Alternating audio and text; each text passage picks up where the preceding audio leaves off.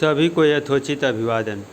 आज हम लोग भक्ति काल की प्रमुख कवयित्री मीराबाई के जीवन और उनके व्यक्तित्व से संबंधित जानकारी प्राप्त करेंगे। मीराबाई का जन्म सन 1498 में कुड़की गांव में हुआ था, जो मारवाड़ रियासत में उस समय था, और इनका निधन सन 1546 में हुआ। इनकी प्रमुख रचनाएं मीरा पदावली और नरसी जीरो माहेरो है। मीरा के बारे में कहा जाता है कि ये सगुण भक्त थीं और भगवान कृष्ण की भक्ति इन्होंने की। कृष्ण की उपासिका होने के कारण उनकी कविता में सगुण भक्ति तो मौजूद है, लेकिन निर्गुण भक्ति का प्रभाव भी इनकी कविताओं पर देखा जाता है। संत रैदास इनके गुरु माने जाते हैं। बचपन से ही इनके मन में कृष्ण भक्ति का भाव था और इसीलिए वे कृष्ण को ही अपना आराध्य और पति मानती रहीं। मीरा ने देश भर में भ्रमण किया, यात्राएं की, और उस समय जो प्रचलित मर्यादा थी स्त्रियों के लिए, उन मर्यादाओं का उन्होंने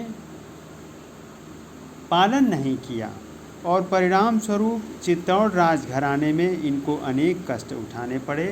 ये वापस मेड़ता आ गई। मेड़ता से इन्होंने वृंदावन की यात्रा की और कहा जाता है कि वहीं रणछोड़ दास जी के मंदिर में इनका प्राणांत हुआ।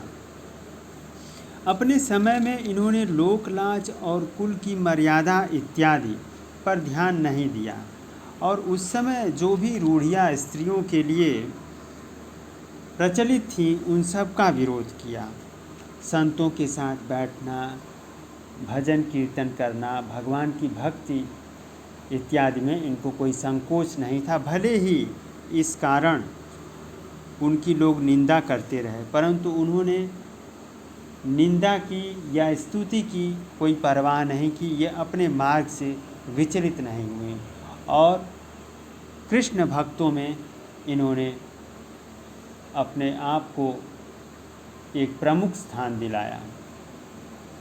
तो मीरा की भक्ति केवल सगुण भक्ति ही नहीं है, वे केवल कृष्ण भक्तों में ही परिगणित नहीं की जाती हैं, बल्कि अपने समय में उन्होंने स्त्री मुक्ति का भी मार्ग खोला और परंपरागत समाज द्वारा जो रूढ़ियाँ थोपी गई थीं स्त्रियों के ऊपर, उन सब का विरोध किया और इसलिए भी वे इतिहास में जानी जाती हैं। धन्यवाद।